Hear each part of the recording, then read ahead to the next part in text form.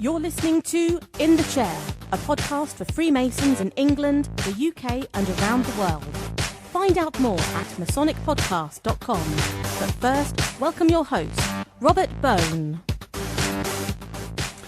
Hello there, good morning, good afternoon, good evening. I hope you're having a great day whenever and wherever you're listening to this. And of course, this is, as you know already, is In the Chair, the Masonic podcast. And I'm Robert Bone, I'm your host, and this is a podcast for Freemasons and people interested in Freemasonry, no matter where you are, whether you're in England, in somewhere else in the UK, or indeed around the world. And I know we have a lot of listeners from all around the world. Many thanks. I know a lot of you have been getting in contact with me recently, and hopefully I'm going to try to feature some of you on future shows. I'm thinking that I might actually have to do a few international shows soon to try to, and I mean, I've had some great emails come through from people, especially one from Barris in Turkey, who wrote, I'd say not an email, an essay is probably the best way to put it, talking about Freemasonry in Turkey. And obviously I'm going to try to share some more of that and some of the other things I've had come through in future episodes. But on with today, on to episode 14. If you haven't listened to any before,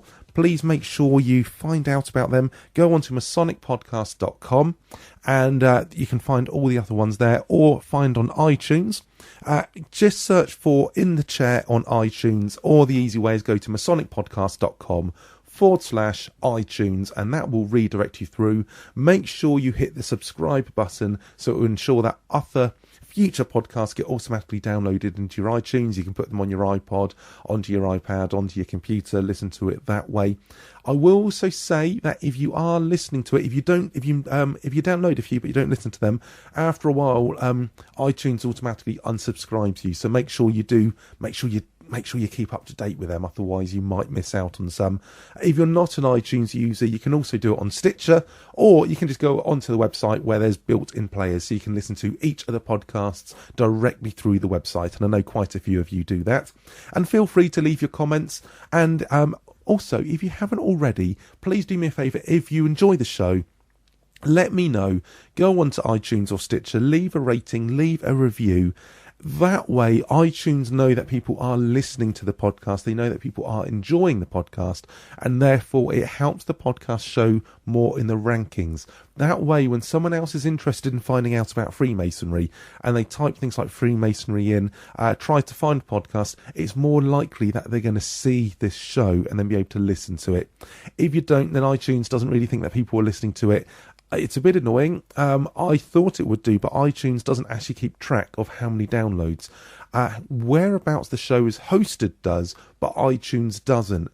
iTunes knows that people are listening to shows by how many people rate and review the show. So if you enjoy it, please go on. You might need to log on just to set up a user account or something. If you're already an iTunes user, the chances are you've already done that anyway. But genuinely, it really does help, and it really is appreciated by me. But let's move on to today anyway. On to episode 14, and I've actually got two interviews, two more smaller, not so much of the larger ones I've had recently, two smaller interviews. Thought I'd do a bit of a double header today, and actually both of these are people that you've heard before.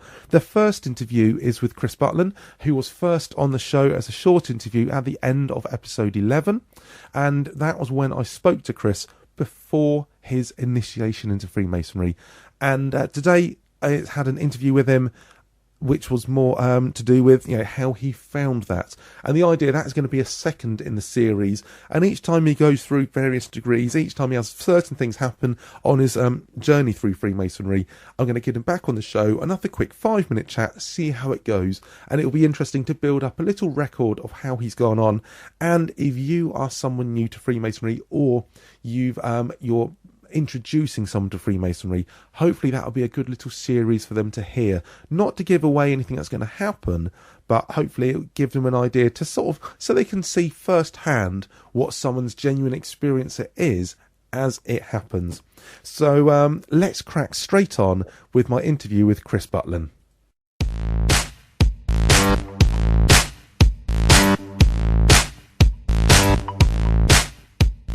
So back on to In the Chair, we have Chris Butlin. Of course, we spoke to Chris a couple of weeks ago in his preparation for his initiation into ceremony, and he's back again today. So welcome, Chris. Thanks for coming back on.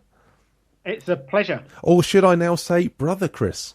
It is Brother Chris. It is now Brother Chris, because of course when you were last on in the chair, it was we'd had a chat a couple of days before your initiation, and of course I was your initiating master, so I'd been frantically learning the words to for your initiation ceremony, and I think you enjoyed it. So did you have a good evening?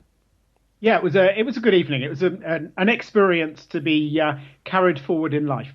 I think that's the thing, and I remember saying to you actually at the time, we're actually at the festive board afterwards, I said, at the time you'll probably remember some bits, but by the next day it'll get a bit hazy, and after a couple of weeks pretty much you'll forget all the details, so don't worry about that, but hopefully it'll be the experience is the thing that stays with you, and hopefully that has.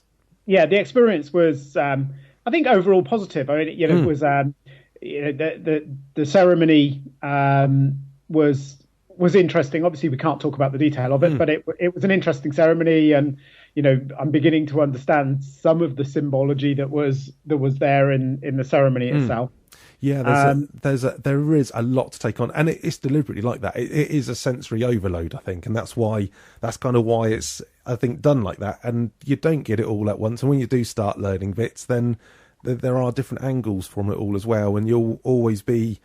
I mean, it's surprising. I still learn little bits just recently about it as well. Having to learn it to in a way to initiate you.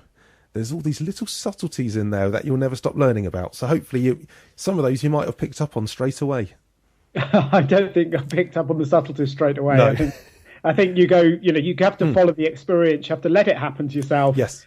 Be there with an open mind, and if you do that. There's nothing to be frightened of, and it was a positive experience. I think in the end, it's one of those binding experiences. Yes, well, one of the things actually, I mean, I'll just say, we said just before we started this little interview about, because you'd said about, didn't want to give away the secrets, and actually, really, there's not really a huge amount of in the way of secrets, which I say with the inverted commas. But what we don't want to do is to give away the bits that, I mean, anyone could look it up on the internet. That's if anyone had Google, you could probably find out what goes on, but we're saying, well, we don't want to give it away to people and actually spoil it for somebody who might be going through it themselves. So we're sort of treading on treading carefully on what we're saying, not because we're not trying to give away secrets, but because it's we don't want to ruin that experience. But talking of that experience, and you trying to remember it, you said since then you've actually visited another lodge in Wallingford, which is to see a ceremony being done on someone else. Indeed, I went to the Ingham Clark Lodge. Oh, Ingham Clark, yes. And how was that? Was that actually a real ceremony, or was it a demonstration, or was there a real live candidate there?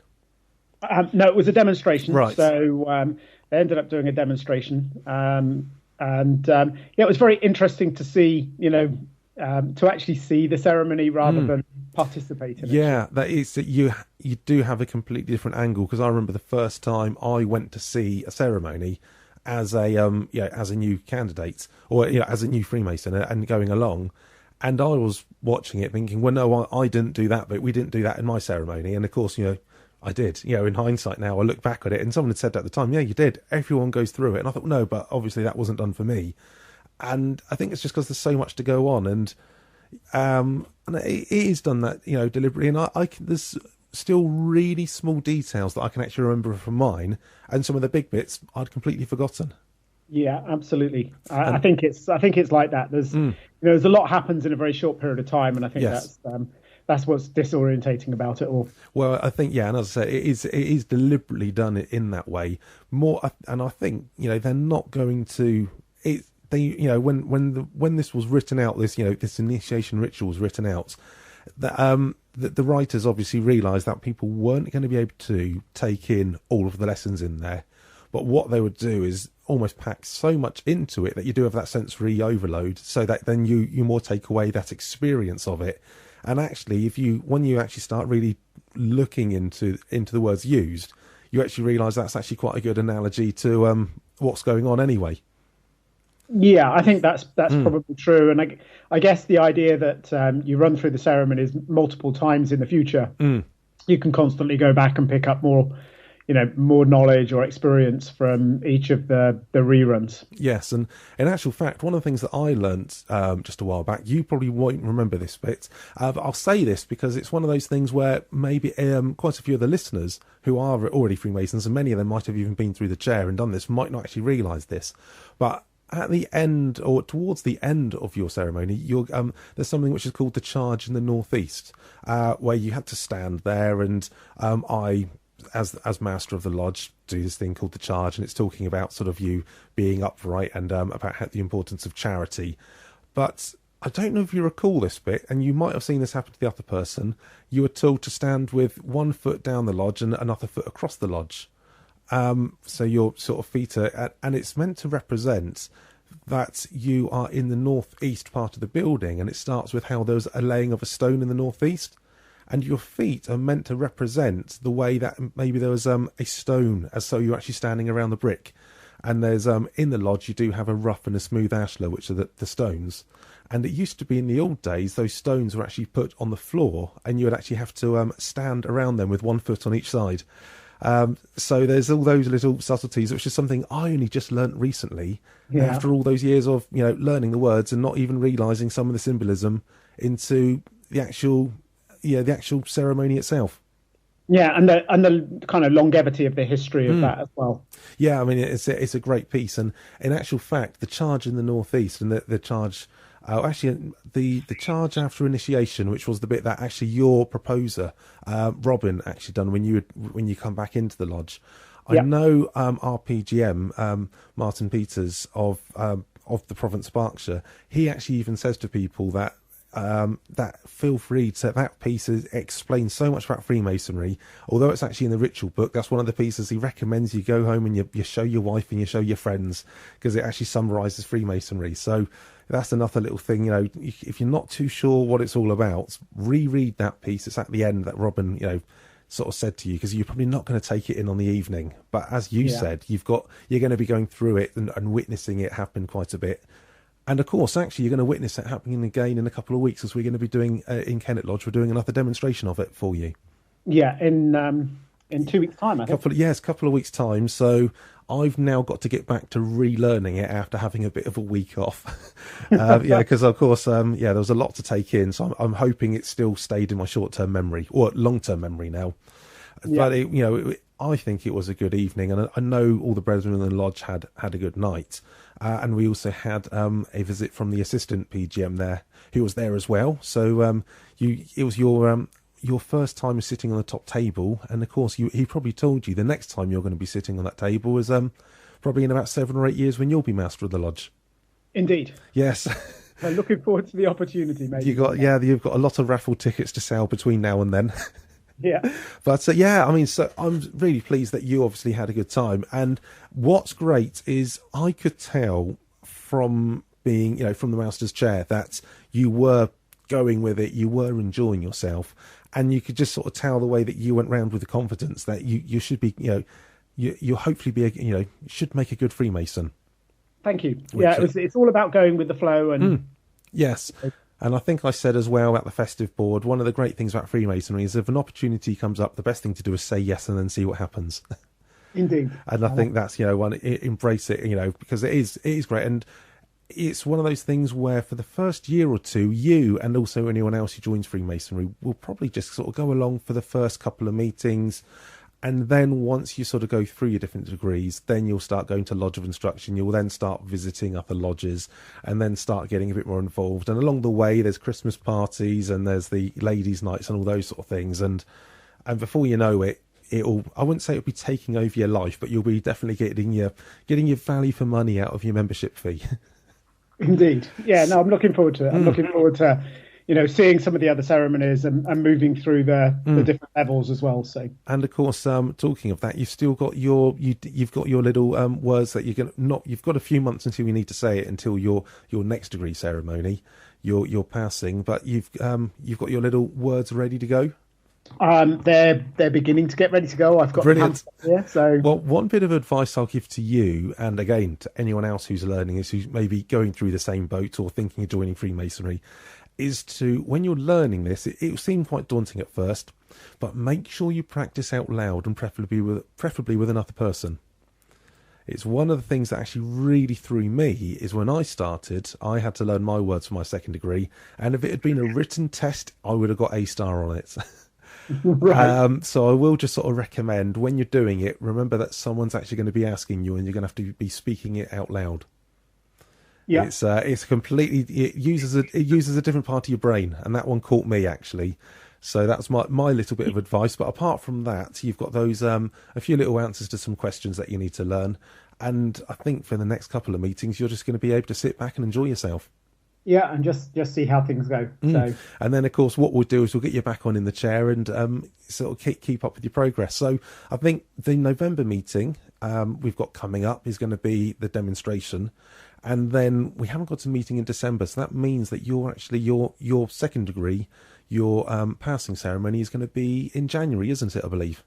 Indeed, that's the current plan, I think. That's the current plan, and hopefully hopefully we're going to be sticking to that plan. So you've got a bit of time. You've got some, Christmas to sit back, relax, maybe visit another couple of lodges, perhaps, and also I know that of course you're quite into scouting. You might even want to visit the Be Prepared Lodge as well that meets in Wokingham.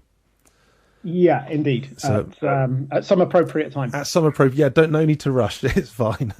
Okay, Chris. Well, many thanks for taking a little bit of time out your day to catch up with the listeners in the chair. I know that is one of the things where there's been quite a lot of people saying that actually this is great to actually have someone like you come on here and not just experienced Freemasons, but someone like yourself to hopefully try and chart your journey through your Masonic career and and I think it's rekindling a few thoughts of other people who actually remember now what it was like for themselves to have this experience as well. So many thanks for that.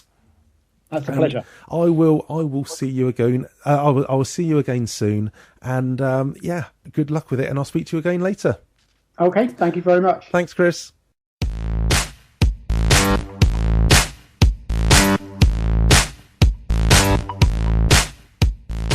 So many thanks once again to Chris Butlin for taking some time out to keep us updated on In the Chair with his progress and what he thought of his initiation. I'm sure for some of you, you might have been Freemasons for a few years now, but I'm sure it might have reawakened some of your memories of your initiation. It's something that does actually stick with people, and I remember telling him on the night that, of course, you won't remember really what happens in the ceremony. It's just more of the feeling, and I hope, and I think that sort of come across with him. And over the years, he's going to be watching it. His next meeting is going to be watching it. I think, as I said, a demonstration of it, and he's going to be going through the next degree, his second degree in January. So he'll be going through, and hopefully he'll be a Master Mason later on in the spring of 2016. And of course, he's got all those other things that are going to be happening in the meantime as well. So that's going to be good. And actually, the next one is also by complete coincidence, also another member of my lodge, Kennet Lodge. Now, you might remember way back in episode 4. At the it come out on the 9th of September, so that's about 2.5 months ago now. I had an interview with who was the current master of Kennet Lodge, who was going to be the chap who was going to be installing me into the chair. And I didn't know this at the time. I was having an interview, but he is now heading up the Tercentenary Celebrations. That's the 300th anniversary of the United Grand Lodge of England, mainly within the Berkshire province, but as we discussed in the interview, there's outreach into other provinces as well. So I'm just sort of picking this up on this side of things. I didn't know at the time, just complete coincidence that he happens now to be the person who's in Berkshire sorting out those sort of things. And I know this, I'm speaking to him about Berkshire. It's just one of the things where when this happened and I found out about it, it was just too good an opportunity to miss. If you are involved in any tercentenary celebrations, either in your lodge or in your province, or if you're involved in anything with the United Grand Lodge of England, please let me know, because this is a great outlet to get people to know about things. Not just about your events that you might have coming up, but also about things that you might want to take inspiration from, ideas. We've all got to work together is, I guess, the best thing about this one. I'm going to let Paul talk about things. I tried to push him on a few little bits to find out some more information. You can probably tell when he's sort of pushing back because he can't really release everything at the moment. But please welcome back to In the Chair, Paul Watson.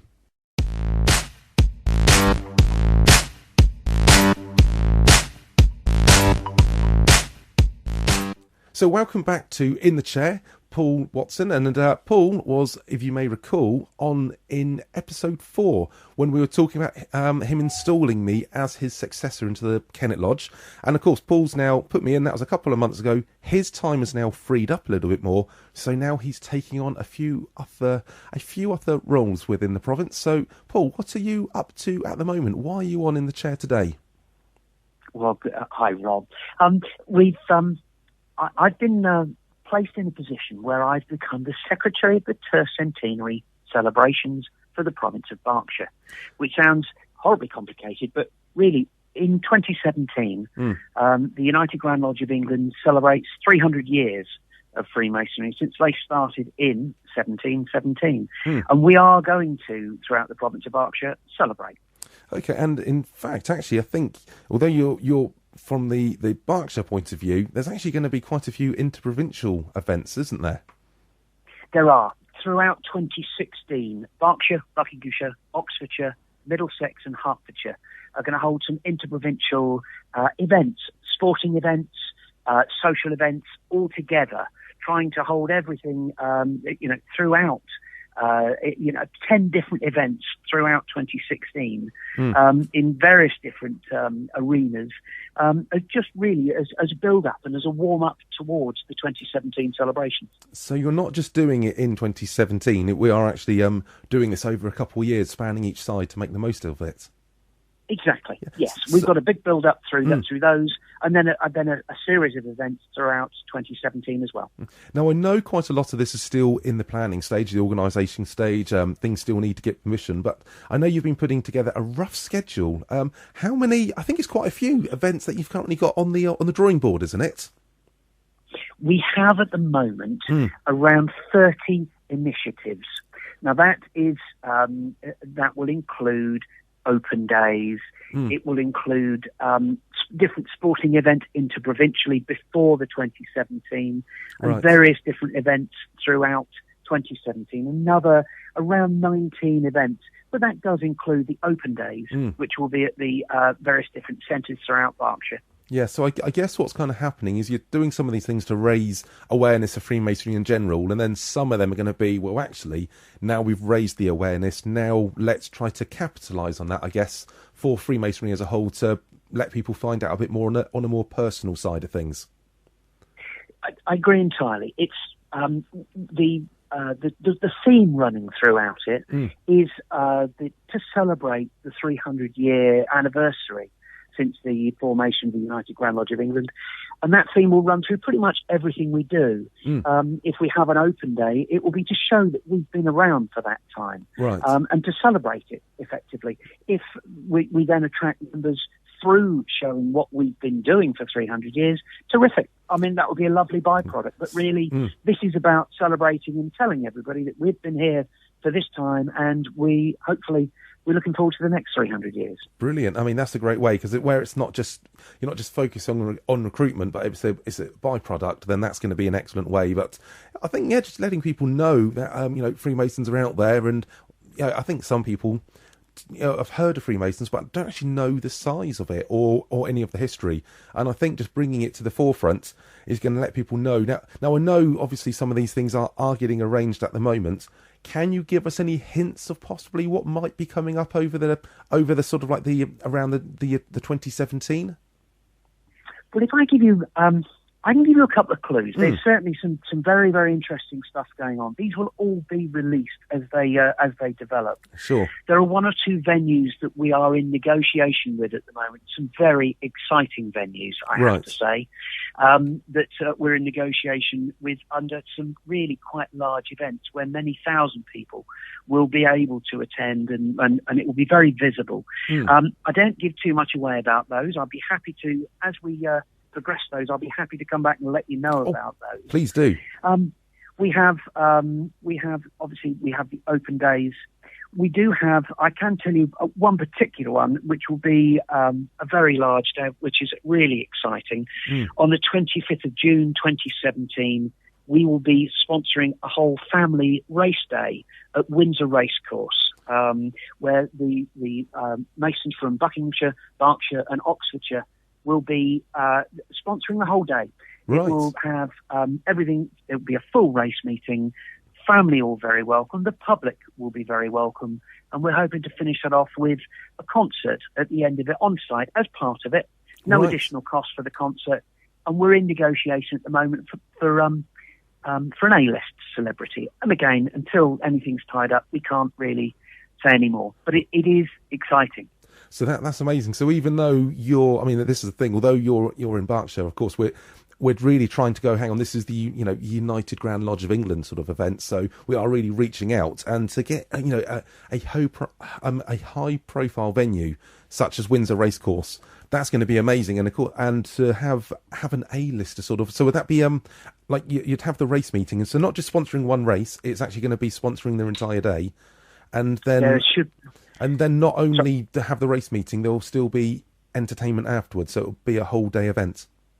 Absolutely. We will sponsor, as the Berkshire, Buckinghamshire and Oxfordshire between us will be sponsoring all of the races themselves. And then afterwards, as part of, on the same day, there will be a concert, a free concert for everyone that attends there. There will be a concert laid on. And if we do get the A-list celebrities that we're looking at the moment, it would be a fantastic evening. And I think one of the great things actually with Windsor is the accessibility, not just for the provinces that you're mentioning, but of course, and it's not just open. This isn't, and of course, some of the other events, they're not just going to be open to Freemasons and Freemasons families. Joe Public's, actually, we want Joe Public to come along, really, don't we, to this sort of thing? Totally agree. Yeah, and to bring people.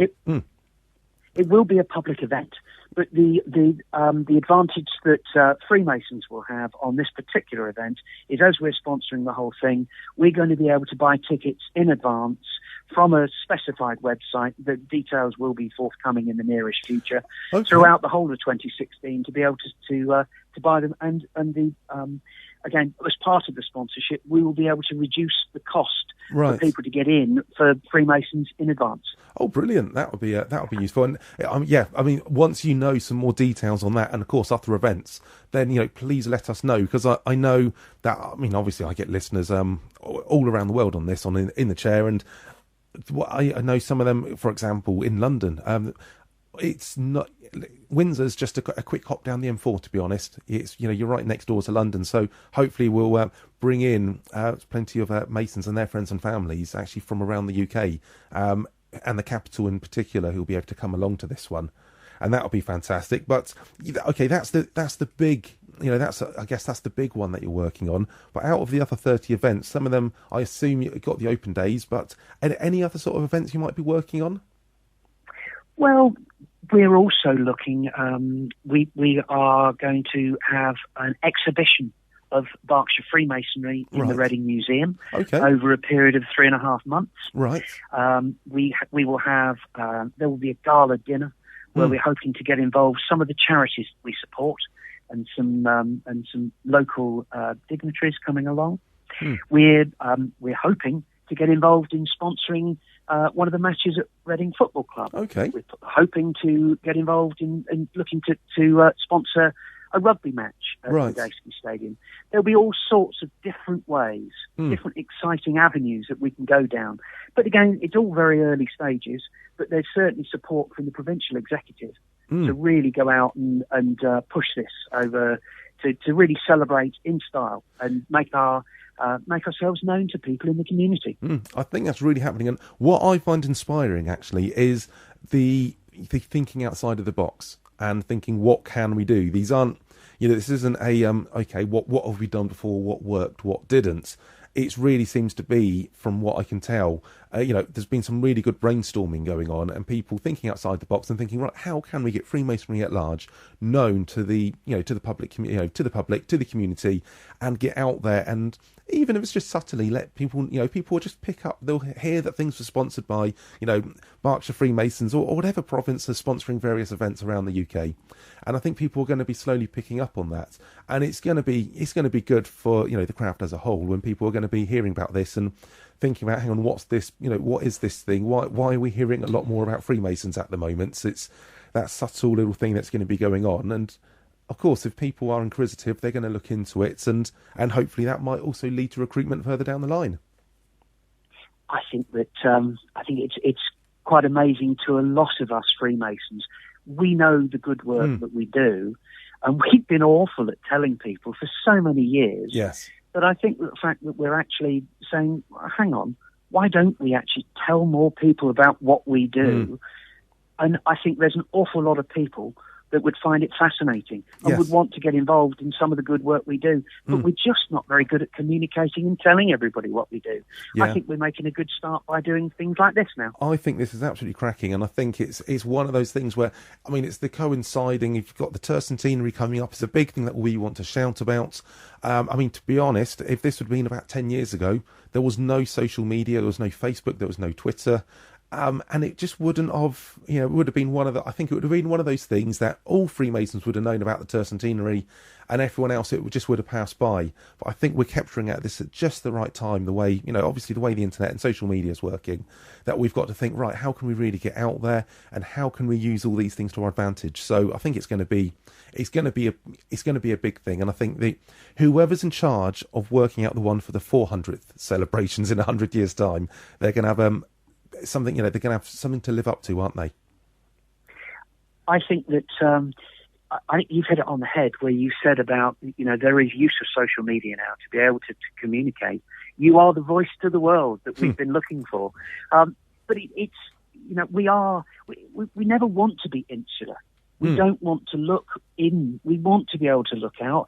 But we all do it for good reason. And I think that anybody that finds out about it would want to get involved. Yes. So, the more we let everybody know, I think the better, really. I think, completely agree. And I think it's, it's wonderful what's happening. Paul, I tell you what, I know I might be pushing you a little bit on things there, because obviously you have things that you need to sort out. You can't just, you don't want to be saying too much at the moment, because I know you've got plans and you need to wait for, basically to find out what is going to be happening. But once you do get the green light on some things, once you know for sure what's going to be happening, once some dates are confirmed, please let me know and we'll get you back on the show, because I know some of the listeners obviously aren't based in Berkshire, all over the place, but I know that all the provinces in the UK are going to be needing to do their own things, and it might be one of those. And of course, there's all the inter-provincial stuff going on as well. So hopefully it might inspire other people in other provinces to go, well, hang on a minute, why didn't we try and do something? Why? I mean, even if it's like, why can we see if we can better what they're doing somewhere else? And it's going to be great. It's going to pull everything together. So of course, if any listeners are in other provinces, have got any ideas or want to come on, let me know. Then this would be great. It'd be a great forum to let other people know what's happening in their provinces. And I know also we get a lot of listeners around the world who are thinking, well, what is all of this United Grand Lodge of England? What is this Tercentenary? What are they doing? Why this 300 years? Then hopefully this is going to be interesting listening for everyone else as well. I hope people find it interesting. I really do. I think that all Freemasons will be delighted to celebrate. I think we're quite proactive in Berkshire, really trying to get things going now. I'm sure many other provinces will be doing lots in the background to start getting things going, because it would be amazing how quick 2017 comes around. But we want to be, really proactive, get everything going, but also to have the 2016 events as a warm-up as well. Yes. Would be great. So the more we can all work together, the better. Brilliant. Okay, Paul. Well, I'm going to let you get on, because I'm sure you've got more phone calls to A-list celebrities that you need to be making. I've spoken to mine today with you, Rob. Thank you. Oh, brilliant. And as I said, if needs be, I can always do a couple of card tricks there myself, if that's going to pull in a couple more punters. So, cool. So, many thanks once again for coming on in the chair. And hopefully, as time goes on, you can come back on. And the idea is, maybe come back on a few times, a few little short things, but hopefully it will sow a few seeds. And if it inspires other people to be thinking around the country, actually, right, what can we do in even if it's a provincial thing, an inter-provincial thing, or just down to one particular lodge, thinking, well, hang on a minute, why don't we do something just as a lodge? If it just helps raise awareness to people in that lodge, their friends and family and people in that community, then that's all great. There's going to be a big buzz going on, and it really is one of those things where you can't wait until 2018 and go, last year was good. What a pity we didn't do anything to try and ride on those coattails. You need to, people need to be thinking about this now. And I think, obviously, you have people in Berkshire and other provinces. And I think that's going to be one of the main things. Get people thinking about it now. So hopefully you'll come on a few times. Let us know how things are going. And hopefully that'll, be might inspire people, and of course people just finding the podcast who are finding out about Freemasonry for the first time will hear the sort of things that we're organising and planning and thinking, well, actually, why wait until 2017? Find out more now. So, Paul, many thanks for coming on once again. It's a great pleasure. It's been, I'd be delighted to come back when I can release more information about some of the venues and some of the exciting things that are going on. It'd be a pleasure to come and tell you, and hopefully you can get it out there to let people know. Brilliant, and it's also nice to hear that since you've gone through the, since you're now the IPM, they're still keeping you busy. Oh, you never get bored in this game. That's no, for you sure. don't. That's definitely, I can agree with you on that one. Okay, Paul, well, I will let you get on. Many thanks once again for coming in the chair, and hopefully I'll speak to you again soon. Good talking to you, Rob. It's a pleasure. Thanks, Paul.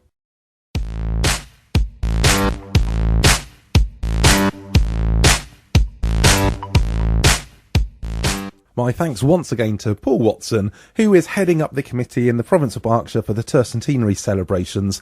And I know, of course, he is based in Berkshire, but the Tercentenary does actually affect all the lodges in the United Grand Lodge of England. And I know I've got quite a few international listeners, and I'm sure it will be of interest to you as well. And hopefully you'll find as things progress and find a little bit more about the history. And of course, that's one of the things I'm going to be touching on as well, about the history of the United Grand Lodge of England and how it come about. And I'm sure quite a few Freemasons in the UK know the ideas, but it'd be great to get someone on who can actually give a little bit more information about that and delve a bit deeper into it. So that's something for another time. But as I said, once again to Paul and also for Chris Butlin coming on and talking about that, we really seem to have this episode started with someone who's literally just sort of been joining Freemasonry and finished it with pretty much going back to its roots from 300 years ago. So thanks very much for listening. Hope you have enjoyed it. And if you are involved in tercentenary celebrations and organising things in your province or just in your lodge, I mean, that's the thing, is some lodges might just go, well, let's, how can we get involved in this? If you are, let me know. Of course, with the podcast, the idea is this is going to be out on the internet, although you might be listening to it on the day or within the week when it comes out. It's going to be online for months and years to come. I want to hopefully be a good resource for anyone to find at any point when they want to listen to, if they're wanting to find a little bit more about Freemasonry. And because of that, I'm trying to have things on which aren't time sensitive, but the Tercentenary celebration is going to be something which is such a big event. It's going to make sense for me to cover it a bit, and not just not just to promote upcoming events, not just for that side of things, but because it is going to be a bit of history, I think, and people in future years may look back on it and go, wow, that was amazing what people were doing in 2017. So that's the plan with it. And if you have anything or any news, those sort of bits you do want to let people know about, get in contact, drop me an email. It's robert@masonicpodcast.com, or mention it on Twitter. On Twitter, it's @masonicpodcast. And then hopefully we can go through. But thanks very much for listening today. The notes, of course, are going to be on the website, which is masonicpodcast.com/14. So if you hop onto there, you'll hear you'll be able to read the notes and find out a little bit about it. And as I said, as time goes on, Paul will probably come on again, and anyone else to talk about the plans of for celebrating the 300 years of the United Grand Lodge of England.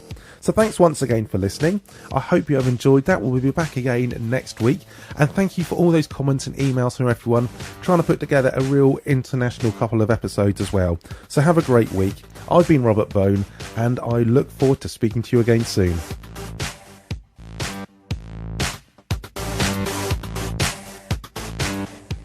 Thank you for listening to In the Chair. Visit masonicpodcast.com to see the show notes and in-the-chair.co.uk for more resources to help you get the most out of your Masonic journey. If you enjoyed the show, please let us know by rating and reviewing it on iTunes. And remember to subscribe so you don't miss our next podcast. If you're not already, follow us on Twitter @Masonic Podcast.